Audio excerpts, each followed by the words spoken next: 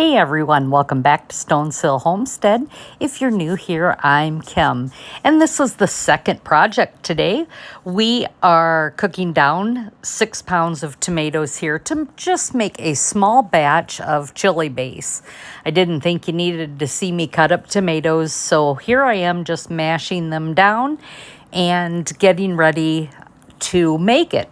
Now, today we are using a Mrs. Wages product, and it comes in a seasoning pouch, as you see here, with chili base with all the seasonings in it, and it calls for 6 pounds of tomatoes, 2 tablespoons of sugar, and then of course the mix.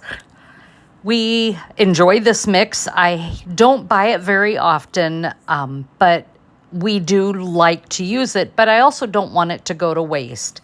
And I have got so many tomatoes coming out of my garden that I need to start making small batches because my freezer is full of bagged frozen tomatoes that I will use to make tomato juice once everything comes out of the garden.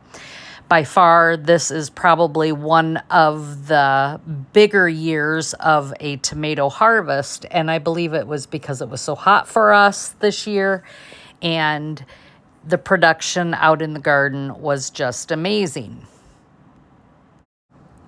Now that those tomatoes are done and we have the product here, I am running my immersion blender through it to make sure there's no clumps or any stray skin in there.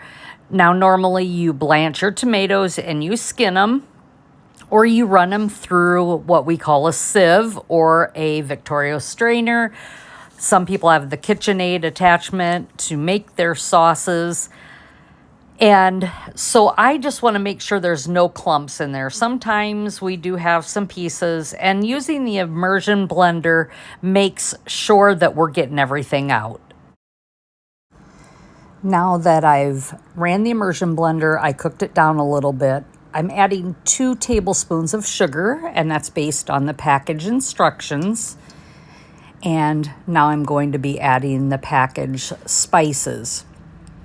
The reason you want to continue to cook after an immersion blender is you add air to that product. And so you want to make sure that you cook it down and get that air, those air bubbles out of your sauce. So here I am pouring the chili base into it. Now there are some other items that are in there that maybe aren't the cleanest. So I'm not really worried about that. We do like this. But overall, it's a pretty good clean product with exception of, I believe, a few food starch is in there. Other than that, everything else is pretty clean, I believe. So I'm just whisking that in, making sure that there's no clumps of that spice mix. I just want to make sure that it's completely mixed well. Once I get this done, we have to bring it to a boil, and then it will simmer for 25 minutes after I have brought it to a boil. And then we will be ready to can this in our pint jars. Running. Now, I picked another half a bushel of tomatoes yesterday, so I'll probably make another batch at some point when my time allows this week. But it is a quick batch. And this chili base, like I said, is fantastic to add to your chilies. If you want to add when you open it, you're welcome to add like other things to your base, but I think you need to follow the directions for preservation. You can add other spices. That is not a big deal, but you don't want to have too many tomatoes for that one pouch. There is a reason that it's that exact amount. So please follow those directions on the package. Use your own research about anything else. But for me, I follow the directions on that package. Okay, I am done simmering my chili base back here. I've got lids warm. I don't boil them, but I do keep them warm after washing them. I've got my funnel and my pint jar we will be adding to 1-inch headspace and my water bath canner. I also have my 2-cup mix, and I am just gonna start canning these hot jars. These jars came right out of the dishwasher. So they are ready to go, and I need 1-inch headspace. And I am pretty good at eyeing this up, and I know not everybody is, but if you want me to measure it, I will.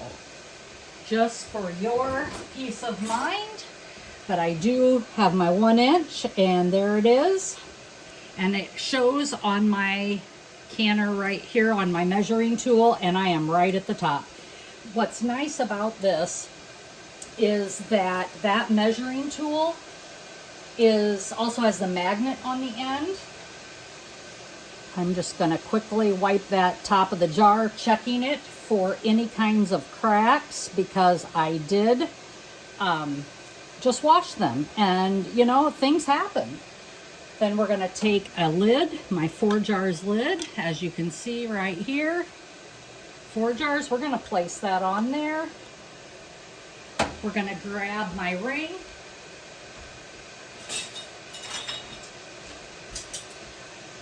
And we're going to finger tight that on. And we're going to pop it in my heated water. This water should not be boiling. It just needs to be really hot. And the reason I say that is if it's boiling, regardless of what's going on, you could end up cracking a jar just from the boiling heat. These jars aren't to boiling temperature, even though they're hot. They're not to boiling, and you just don't want to shock your jars. The other thing I want to tell you about is I did the blender in my chili base, and it creates air when you use a blender or an immersion blender in your product. So you have to cook that down to get those air bubbles out. If you don't, you risk air pockets in your product. And I'm glad I said that, because I forgot to move this around to check for air bubbles to debubble. So I'm glad I said that. Otherwise, I would not have been doing safe practices. I want to try and do that for you. And drop that in. The next one, here we go. We're going to set that jar back there. And we are going to fill it up. This chili base is so good. I just want you to know how good it is. And that's pretty much why we've always used the Mrs. Wages.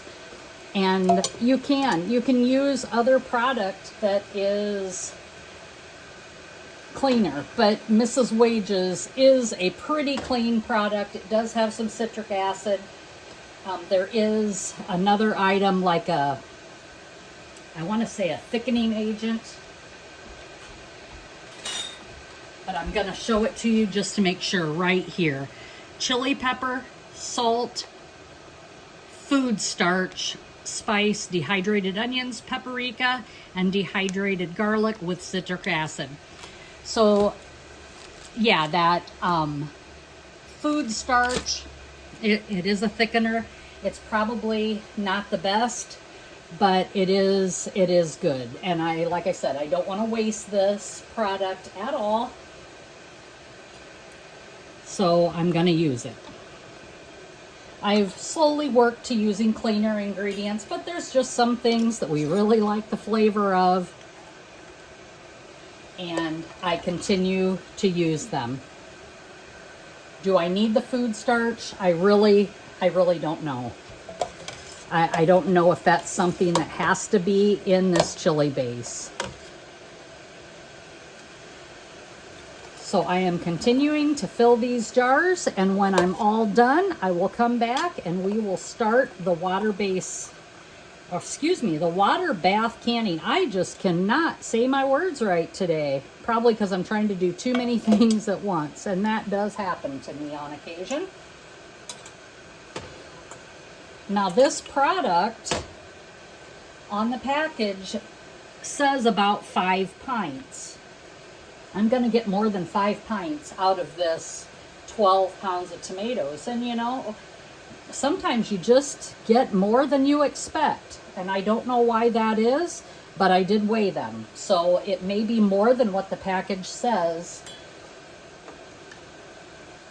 But it will be fine because I did weigh. I did follow the practices.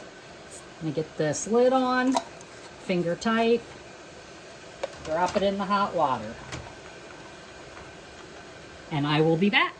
Another thing I forgot to tell you is when you are working with tomatoes, do not use anything aluminum. You only want stainless steel because that will create a reaction to your product. It will not taste very good. So I just want to remind you, don't use aluminum when you are doing acidic foods because that will harm your product. So as you can see, my final jar just doesn't have enough for proper headspace, so I'm just going to stick that in the fridge and I'll use it in a super chili or a casserole this week. So I am fine with that. I am ready to go, and I'm going to drop these down in here. Make sure the tops are covered. We're going to put those down in there, and as soon as the water comes to a boil, which it probably is close to boiling right now, then we will water bath can this for 40 minutes. I will be back when they're done. And I almost forgot, add your vinegar so that it does not cause that white lime looking color on your jars. Just by adding that, it appears that it is creating that effect to make my water boil. So here we go. We're going to start that timer right now for 40 minutes. We're going to cover it and let her go. Okay, we are on the countdown. This will be done in just a few, 4, 3, 2, 1, and the timer's going to go off. I'm going to turn off the heat, and we are going to let this set for about 5 minutes to cool down, and then I will remove them. Okay, so it's all done. And I'm pulling it out of the water bath canner. And we're going to remove them.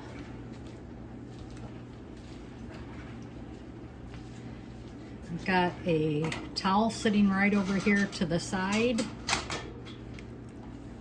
And they look beautiful.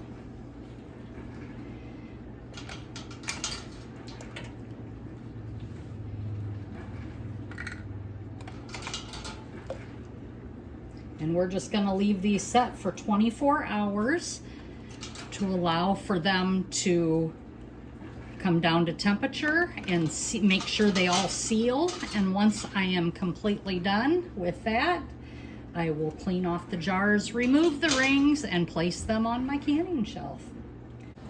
Again, thanks for watching, and as always, be blessed and laugh as much as you breathe. Have a great day, everyone.